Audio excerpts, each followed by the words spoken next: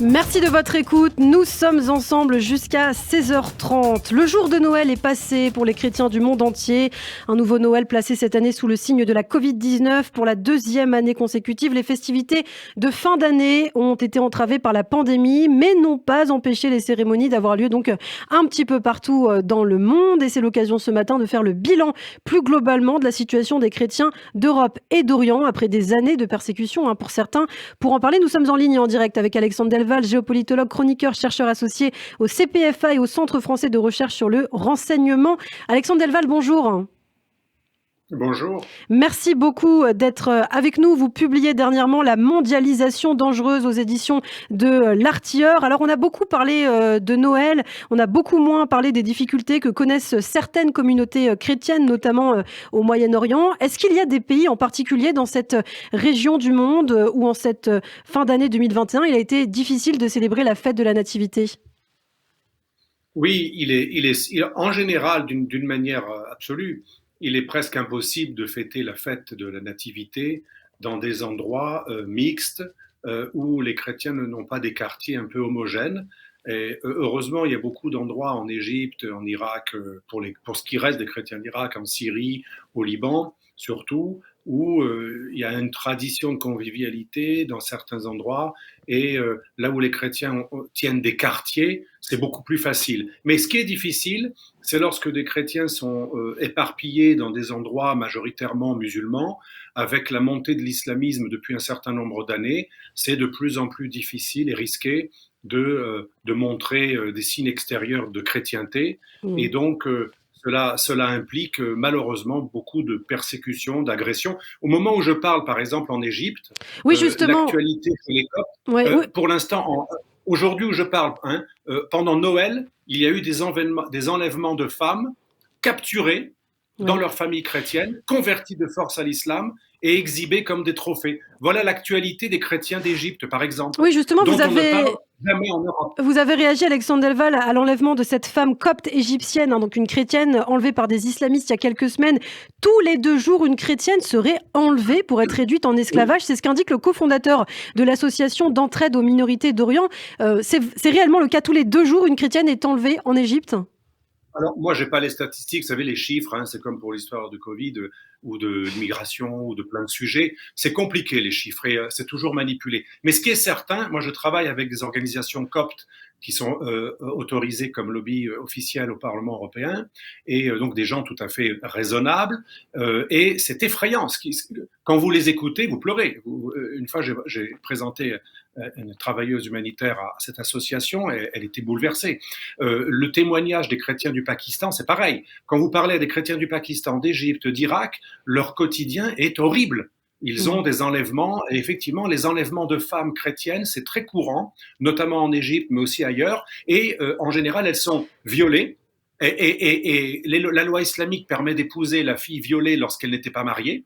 C'est pas considéré comme un adultère, il suffit qu'elle soit pas encore mariée. Ensuite, pour garder son honneur, elle est obligée d'accepter ce mariage parce que dans ces sociétés traditionnelles, elle est exclue de la société si elle avoue qu'elle a été déflorée par un viol, ce qui est absolument aberrant, parce que normalement, une femme qui a été violée, elle devrait être une victime, mais non, en Orient, elle est considérée encore pire. Et donc, en général, elle finit par être obligée d'épouser son violeur, qu'il exhibe comme un trophée une nouvelle musulmane, parce qu'en général, elle est convertie à l'islam. Ça arrive tous les jours dans beaucoup de pays d'Orient, mais on n'en parle jamais. On en parle de cette copte là depuis quelques jours. Moi, je travaille sur ce sujet depuis au moins 15 ans, et ça arrive tout le temps. Oui. Alors vous parlez de l'Irak, vous parlez donc de l'Égypte, vous parlez d'islamistes donc qui enlèvent ces chrétiens, ces chrétiennes. Quels sont les groupes justement en puissance dans ces pays, puisque Daesh maintenant on l'a vu, c'est un petit peu éparpillé à travers le monde et beaucoup moins nocif, on va dire entre guillemets qu'avant. Oui.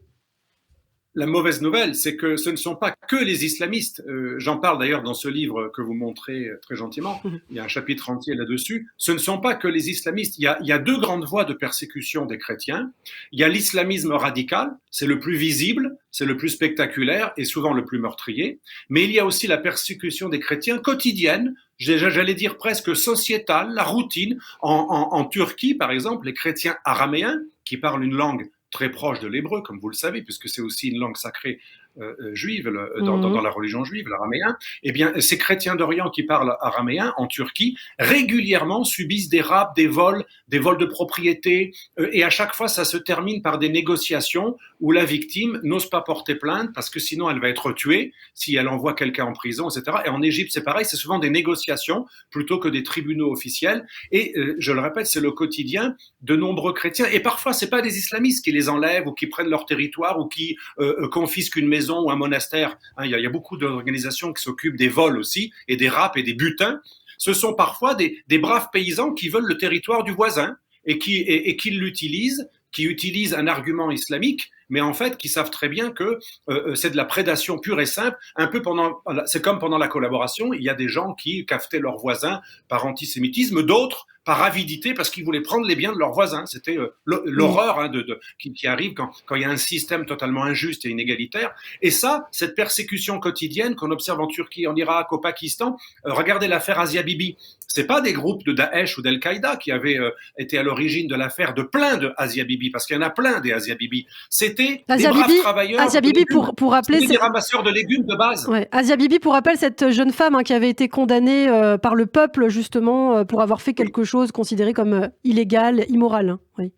Voilà. Il faut, vous qui êtes dans cette communauté qui était marquée par l'histoire avec plein de persécutions, ça doit parler à nos auditeurs. Il faut comprendre que les chrétiens d'Orient, ils sont un peu comme les juifs sous la collaboration, à la merci de la noblesse ou de l'ordure mentale de leurs voisins. Selon que le voisin soit courageux, noble ou pas, eh bien, il pouvait être dénoncé, finir spolié et massacré et déporté à chaque instant, suivant le bon vouloir, si le voisin voulait en profiter ou pas. Et ça, c'est quelque chose d'absolument atroce dont on ne parle jamais, parce que comme cette persécution, elle est minoritairement le fait des islamistes et majoritairement le fait de braves citoyens. Par exemple, Asia Bibi, elle a été dénoncée par des ramasseuses de légumes qui n'étaient pas du tout des militantes islamistes particulières, mais elle savait qu'elle pouvait se débarrasser de quelqu'un qu'elle n'aimait pas en l'accusant de blasphème et en le dénonçant à l'imam du coin qui s'est fait un plaisir de saisir le juge qui lui-même a condamné Asia Bibi à mort. Ça arrive tous les jours au Pakistan.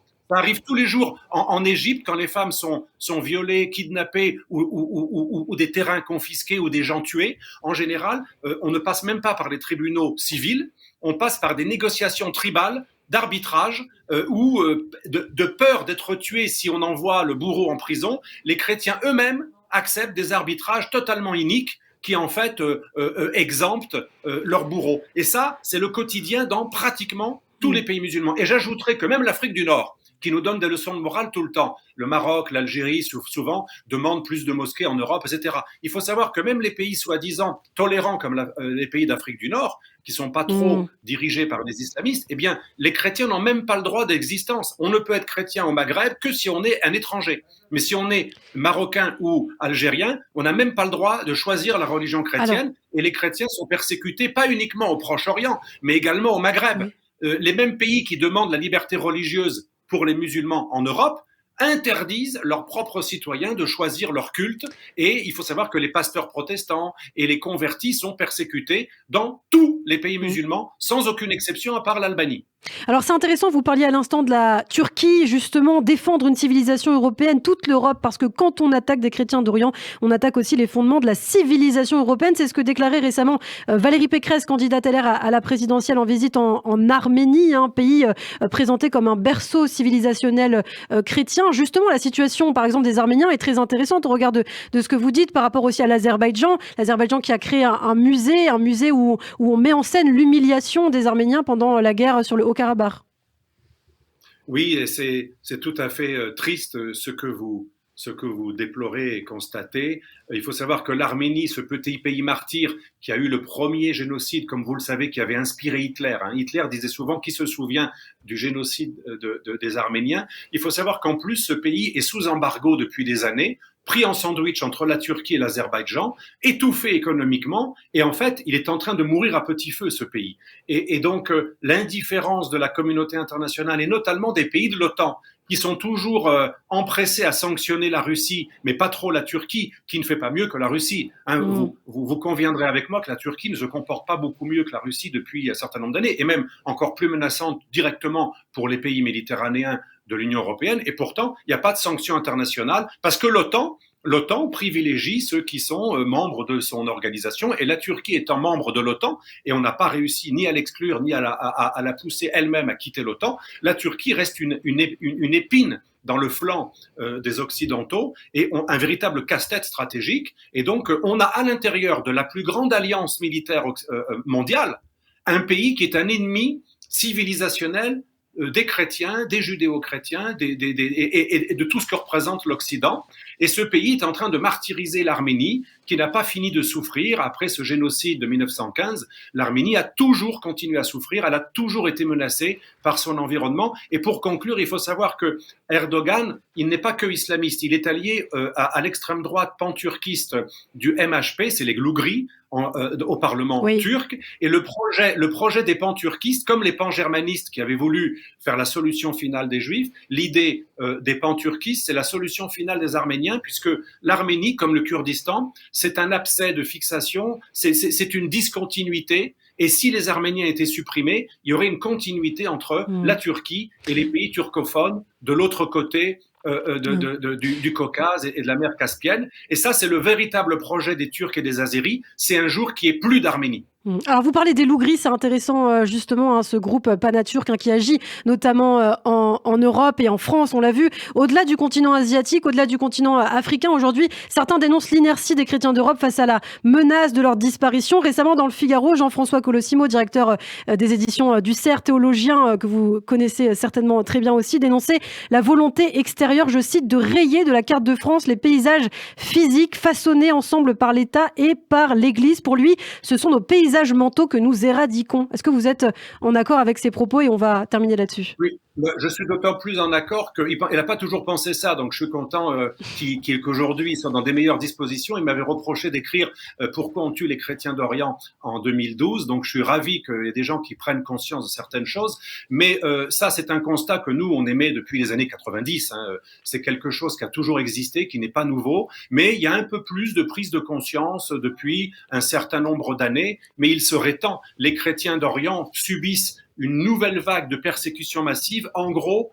depuis les années 80. Donc, vous voyez, moi, quand j'étudiais déjà, je m'intéressais à cette question et je trouve que les chrétiens sont souvent très passifs. Pendant très longtemps, j'ai vu des interlocuteurs comme Colossimo jadis ou des prêtres avec qui je parlais qui me disaient un chrétien qui est persécuté, c'est normal, il faut l'accepter, c'est le statut du chrétien, comme le Christ. Il y avait une sorte d'acceptation un peu lugubre d'un sort atroce. C'est ce que j'appelais je vais vous choquer, mais le christiano-masochiste. Et je suis chrétien, donc c'est pas pour me moquer de ma propre religion, mais il y avait une sorte de christiano-masochiste, une acceptation d'un sort lugubre. Et encore aujourd'hui, une grande partie de l'Église catholique, mais aussi des protestants non évangéliques, parce que les évangéliques sont très courageux, mais à part les évangéliques, l'ensemble des chrétiens protestants et catholiques en général sont relativement indifférents. Le pape lui-même ne s'est pas beaucoup intéressé à cette question. Il a beaucoup plus parlé du sort des musulmans persécutés. D'ailleurs, à chaque fois qu'il revient d'Orient, il revient avec des réfugiés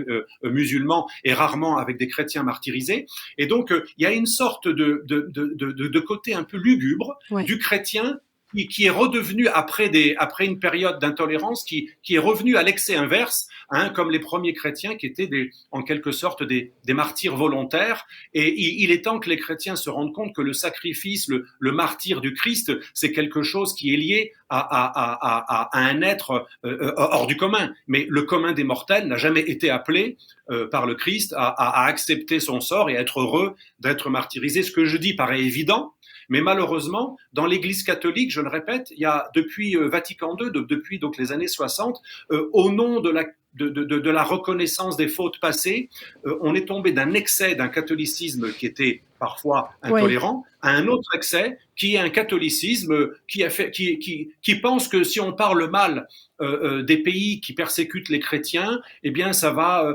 empirer la situation, ça va créer l'intolérance envers les non-chrétiens, etc. Donc pour ne pas faire de vagues, en Orient comme en Europe, en général, l'Église catholique, elle est plutôt très discrète quand il y a des blasphèmes, parce qu'il y a aussi des attaques contre les chrétiens en Europe, en France. Les cimetières les plus souvent profanés juste avant les cimetières juifs, c'est les cimetières cimetières chrétiens régulièrement profanés. L'Église ne se mobilise pratiquement jamais. Quand des prêtres sont agressés, ça arrive très souvent, on n'en parle jamais. Et quand il y a des blasphèmes extrêmement vulgaires et violents et offensants, eh bien les prêtres non plus ne se mobilisent pas. Donc, si vous voulez, il y a une acceptation de la haine envers les chrétiens de la part des responsables du clergé catholique en général et des protestants non évangéliques également.